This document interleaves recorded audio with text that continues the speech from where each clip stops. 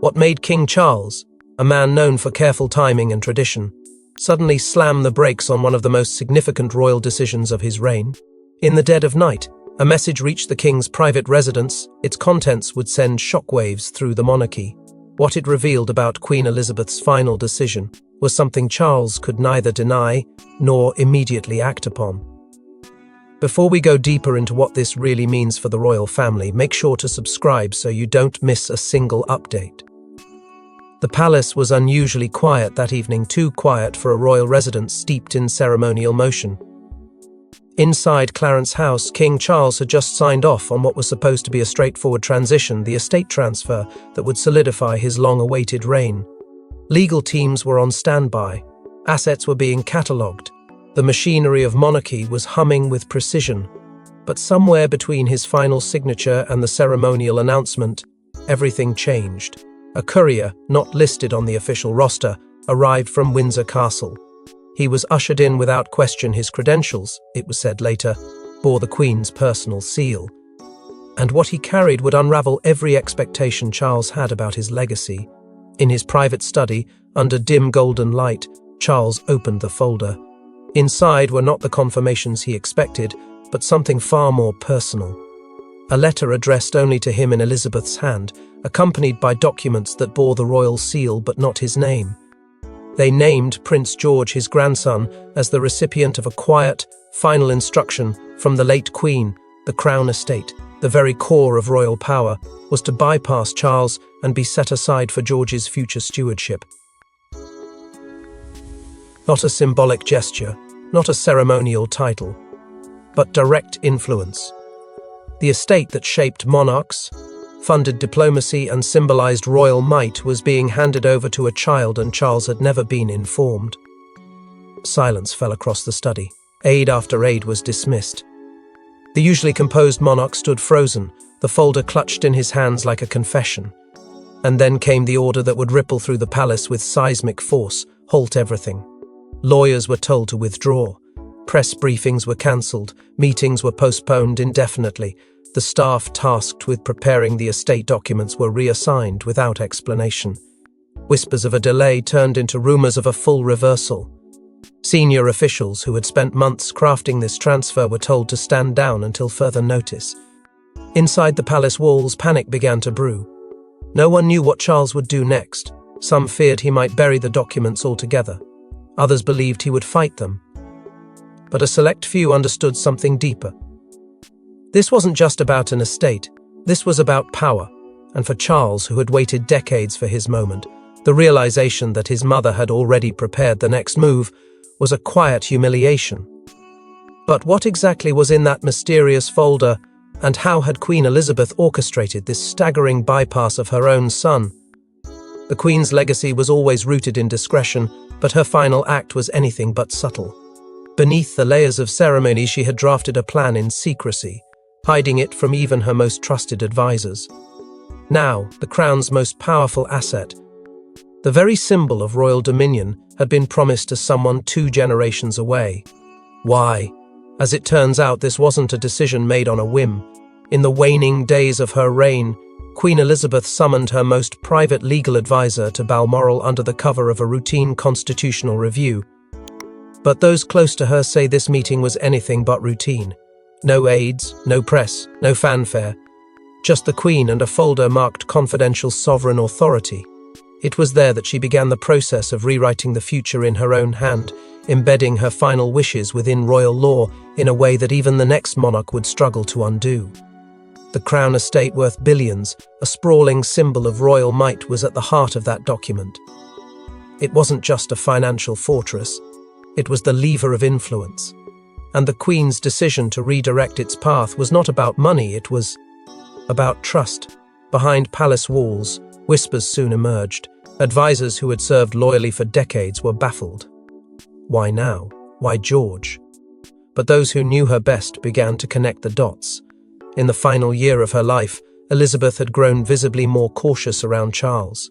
Some noted a change in her speeches, subtle but deliberate. Phrases like future resilience and moral duty appeared in her public remarks, absent of any reference to the king in waiting. Instead, when she spoke of the future, Her eyes often turned toward the young Prince George. And while the world saw a doting great-grandmother, those in the inner circle began to understand this wasn't sentiment. It was strategy. Sources close to the inner sanctum now reveal that the Queen had indeed raised concerns over what she termed the modern corrosion of royal purpose. She believed the monarchy's future demanded a fresh vessel untainted by scandal, unswayed by old wounds. In George, she saw a clean slate, a quiet observer, a symbol of continuity that might one day outshine the shadows of the past. To solidify this, she worked with her legal counsel to insert clauses hidden deep in existing charters that would, upon her passing, empower George's guardians with advisory control over the Crown Estate's long-term trajectory. It was a time-delayed handover cloaked in constitutional ambiguity, waiting to be triggered the moment her son assumed the throne. The implications were staggering. Charles would be king, yes, but increasingly it seemed he would rule with clipped wings. Behind the gilded thrones and public declarations, the Queen had crafted a future where true power, symbolic, financial, and moral woo. Skip a generation. And the monarchy's heart, its very soul, would no longer beat in rhythm with the present crown, but with the one still learning to tie his tie. And yet Elizabeth didn't act alone. There were those within the palace who helped shape this royal curveball. In the shadows of the throne, a quiet group was forming, loyal not to Charles, but to the crown itself.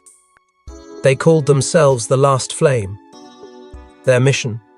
To ensure that the future of the monarchy wasn't shaped by the past. At the center of their operation was a child Prince George and the Queen's secret confidence in his future rule. Long before the final estate documents surfaced, a movement had begun inside the palace, cloaked in tradition but driven by quiet rebellion. The Last Flame was not a cabal of rebels or radicals, but a coalition of royal loyalists, senior aides, legacy advisors, and even a former prime minister who had served under Elizabeth. These were not ordinary supporters of the monarchy. They were its protectors, and they had grown uneasy watching Charles prepare for a reign that many feared would undo the Queen's fragile balance between legacy and change.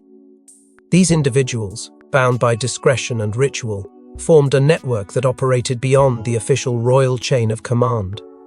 Their meetings didn't take place in staterooms or conference halls, but in private homes under the guise of heritage preservation discussions, often protected by vague calendar entries and hushed phone calls. What they were guarding wasn't just the Queen's intentions, but the very soul of her reign. Elizabeth had once reportedly whispered to one of them, "He's the one who carries her fire."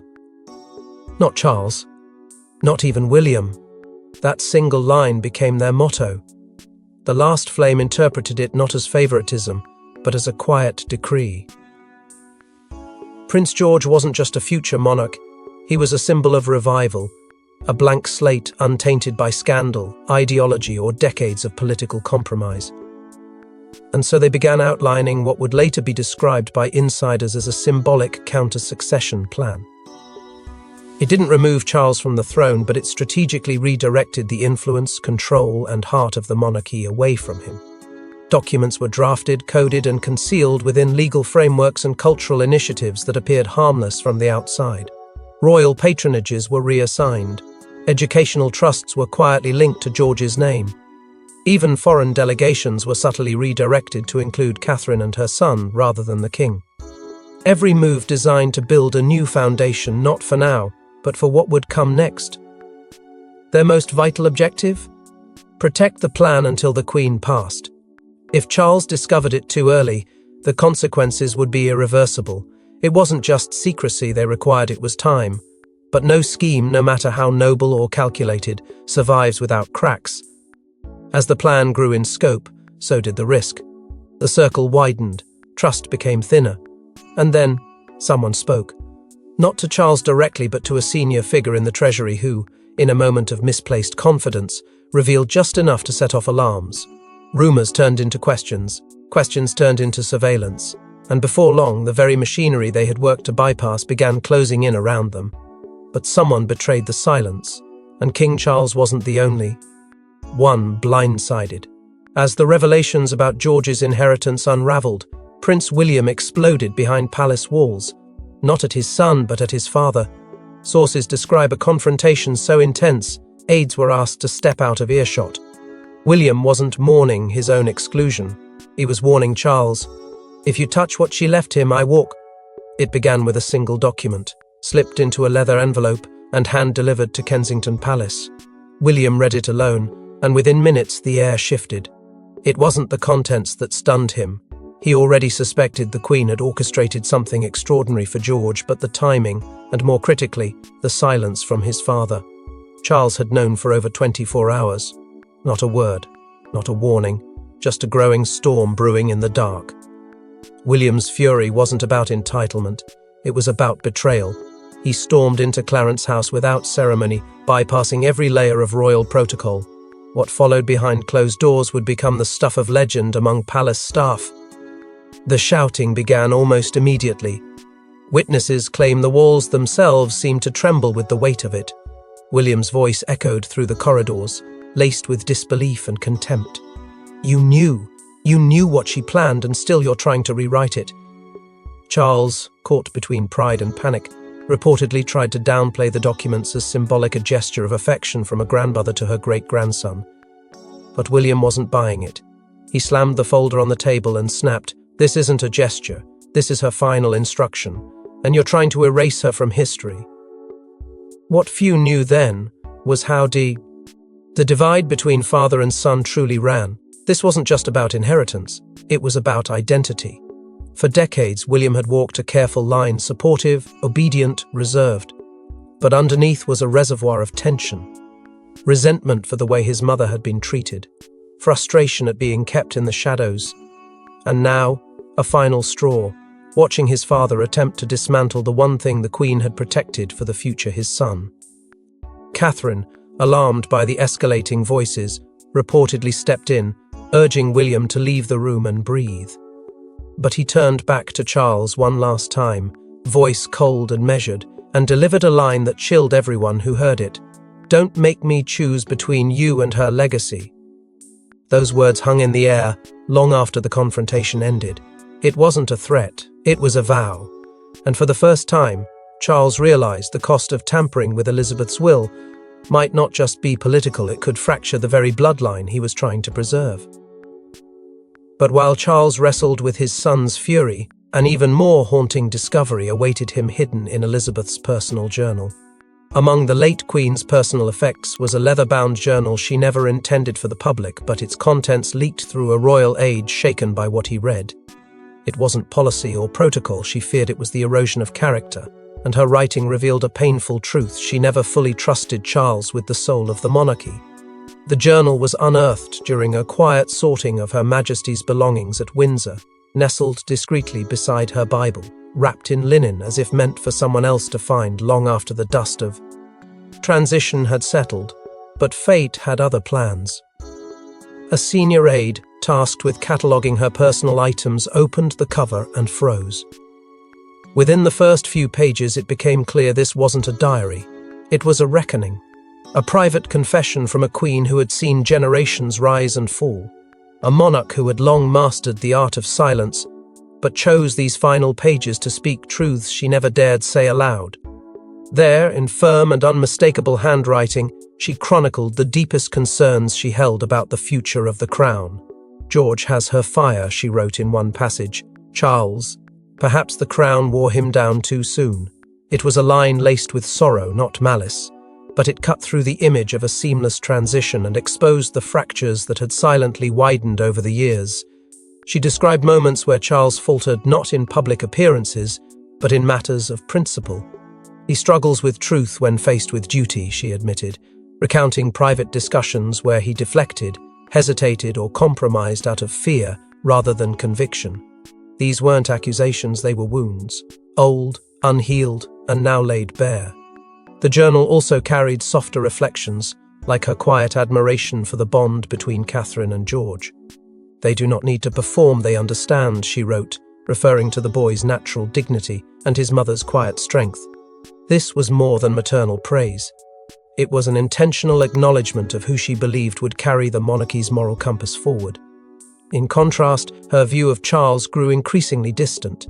She wrote of his unwavering attachment to legacy and warned, "There is a difference between preserving tradition and refusing to evolve." And in the most haunting passage, buried near the end, she penned what would come to define the entire royal crisis. "The institution may survive his reign, but I do not believe it will shine." That single sentence struck at the heart of every conversation surrounding the estate transfer, the secrecy, and the elevation of George. It wasn't merely a shift in preference. It was a coded plea to protect the soul of the monarchy from being dimmed. As news of the journal's existence spread within palace walls, reactions were swift and divided. Some dismissed it as the Queen's emotional farewell, while others saw it as a royal directive in disguise. But no matter how it was interpreted, its impact was undeniable.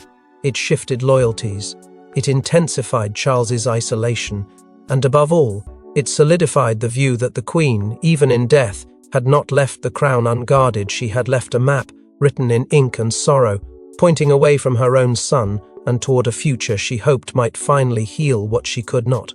As the monarchy reeled from these confessions, the legal implications began boiling beneath the surface. The Crown estate is not simply passed down, it is woven into a fabric of tradition, law, and public trust.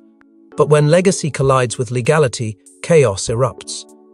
As Charles's legal team scrambled to assert authority, George's guardians presented the Queen's sealed directive, sparking a hidden courtroom war that could split the monarchy.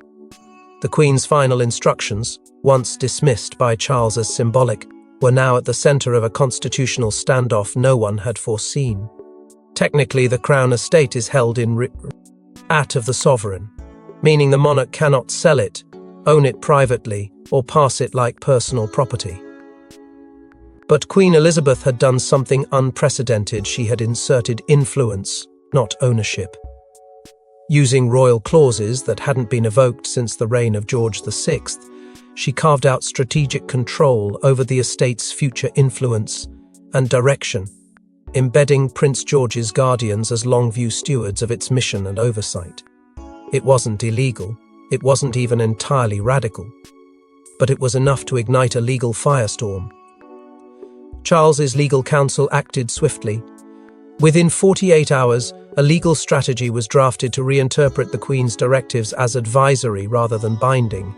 They called it a restructuring, but everyone inside the palace knew what it was: a rollback, a soft erasure of the Queen's final play. And for the first time, legal minds within the monarchy found themselves battling not over land, but over legacy. The Queen's journal had become a flashpoint. William, already shaken by the confrontation with his father, made his position crystal clear. If Charles continued to dismantle the clauses, he would go public with the journal word for word. The threat wasn't bluster. It was an atomic option, and Charles knew it. Behind palace walls, debate raged like wildfire. The Palace Legal Committee, a body rarely divided, found itself fracturing. Some argued that Elizabeth's intentions, while emotionally powerful, had no constitutional weight. Others maintained that her use of dormant authority gave her final wishes undeniable standing. It wasn't just about legality anymore, it was about interpretation, morality, and the thin veil separating monarchy from myth. And when the committee attempted to involve senior judges for an advisory opinion, they were met with silence. At least 2 judges reportedly declined outright, citing the potential for a constitutional crisis that would expose the monarchy's inner workings to the public like never before. By the end of the week, nothing was clear. Charles had the throne, but George's guardians had the Queen's voice recorded, signed, and sealed. The law was no longer a shield, it was a weapon, and both sides were wielding it with surgical precision. Royal advisors, once confident in a peaceful transition, now whispered of a silent civil war brewing behind the walls of power. And amid the cascading chaos, one truth loomed larger than ever before. The monarchy's future was no longer being shaped in ceremonial halls. It was being fought in secret chambers with pens, clauses, and veiled threats. But amidst the legal chaos, one voice long thought loyal to Charles broke the silence and tipped the scales. Princess Anne had always been Charles's silent ally until now. In a secret council meeting, she stunned the room by siding with William. Her statement was surgical. This is about the crown, not your crown. Was this the final betrayal of her brother or the ultimate act of loyalty to her mother? For decades, Anne had worn the armor of quiet duty. She was the constant, loyal, pragmatic, never one to stir the storm. But when the estate crisis exploded into legal warfare and emotional ruptures, it was Anne who emerged as the most unexpected force in the room. What no one realized was that her silence hadn't been passive. It had been preparation. Behind the scenes, she had been consulting with William, not out of defiance, but out of conviction. As the executor of one of Elizabeth's private estates, she held access to a separate trove of correspondence and legal reflections documents the public would never see, and that even Charles had overlooked in his haste to consolidate control. These weren't technical filings. They were emotional blueprints, where the Queen hinted at who truly understood her vision for the future. So when the Royal Council convened to resolve the impasse, everyone expected Anne to act as a neutral force, or worse, as a quiet voice of loyalty to Charles. But when she rose from her seat and placed her copy of Elizabeth's sealed directive on the table, all pretense vanished. Her voice was calm, her gaze unwavering. She spoke not as the king's sister, but as the daughter of a monarch who had given 70 years to the throne and had watched the institution teeter under the weight of outdated power structures. "You want the throne," she said, eyes locked on Charles, "not the future." It wasn't a rebuke, it was a diagnosis. And in that moment, everything shifted. Charles was reportedly blindsided. His shock wasn't just at her words, but at the realization that she had been preparing this moment for longer than he had been resisting it. She referenced conversations with the Queen where Elizabeth had confessed her quiet dread about what the monarchy might become if legacy outpaced progress. Anne hadn't merely heard those fears, she had absorbed them, and now she was acting on them.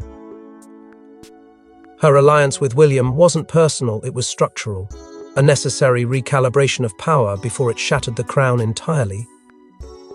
The silence that followed her speech was deafening. No one dared speak. The room wasn't witnessing a sibling rift.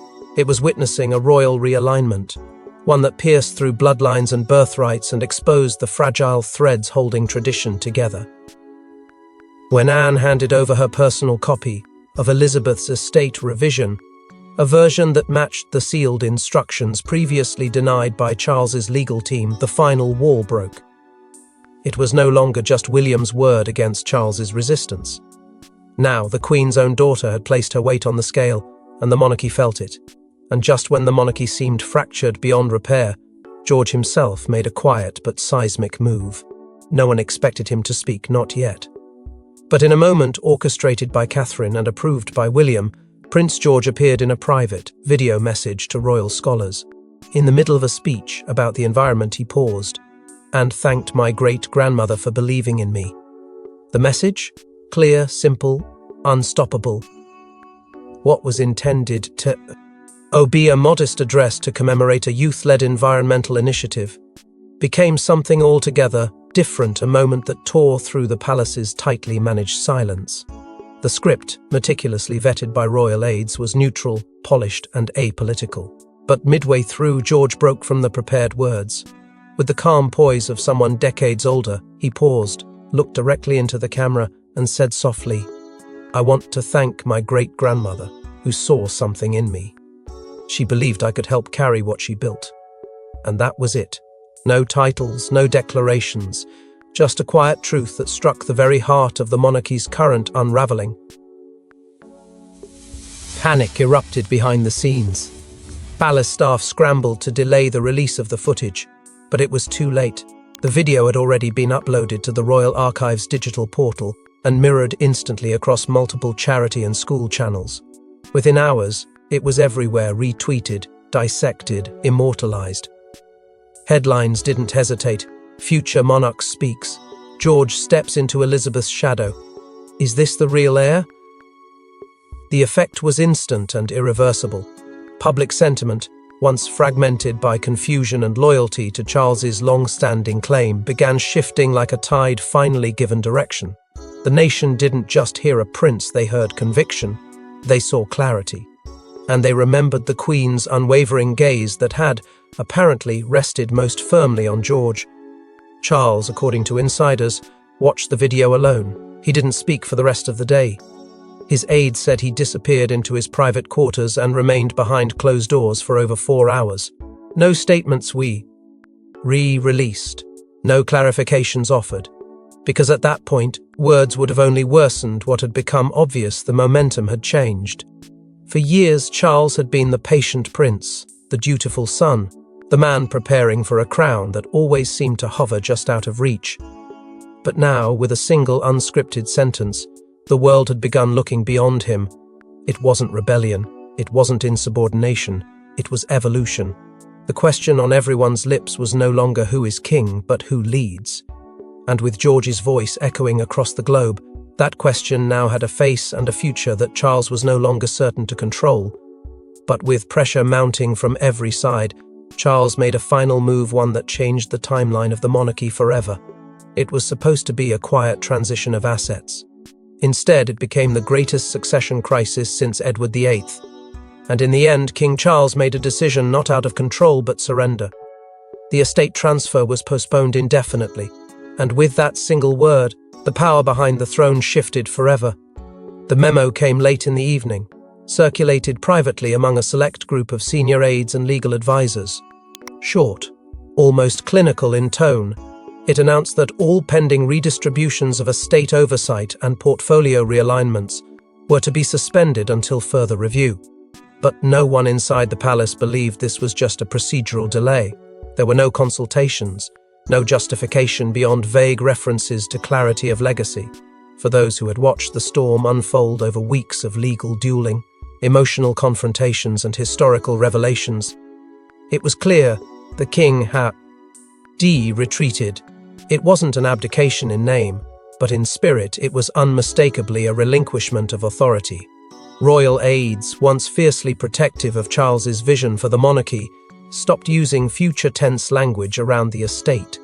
Words like inheritance and stewardship quietly gave way to legacy and transition. In royal corridors where certainty once echoed, now came whispers, soft, deliberate murmurs that the king had lost not just a battle, but the will to continue fighting one. According to one source, the memo wasn't crafted by Charles himself, but finalized by a senior aide after a tense 3-hour meeting behind closed doors, during which Charles reportedly said, "Let them have their future, I have my past." Meanwhile, William and Catherine began to assume more visible roles not just in public engagements, but within the institutional operations that once belonged exclusively to the sovereign. Catherine was spotted reviewing estate initiatives, while William quietly stepped into briefings Charles had either cancelled or simply stopped attending. And then came the image that confirmed everything for the public: George, walking beside Princess Anne at a heritage event previously attended only by reigning monarchs. No one spoke it aloud, but the symbolism was blindingly clear. Anne, the bridge between the Queen and the future, had now aligned herself beside the boy who would one day wear the crown. As weeks passed, Charles grew increasingly absent from royal briefings, retreats, and press strategies. His signature was still on official documents, but his voice had faded. Rumors swirled of private frustration, of a man haunted by his mother's words and undone by a grandson's unexpected poise. It wasn't a fall from grace. It was something far quieter and more powerful, a soft vanishing, a king still wearing the crown, but no longer sitting in the center of the room. And so, while the crown remains on Charles's head, the power behind it now clearly belongs to another named George. Thanks for watching. Please don't forget to like and subscribe, and we will see you in next one.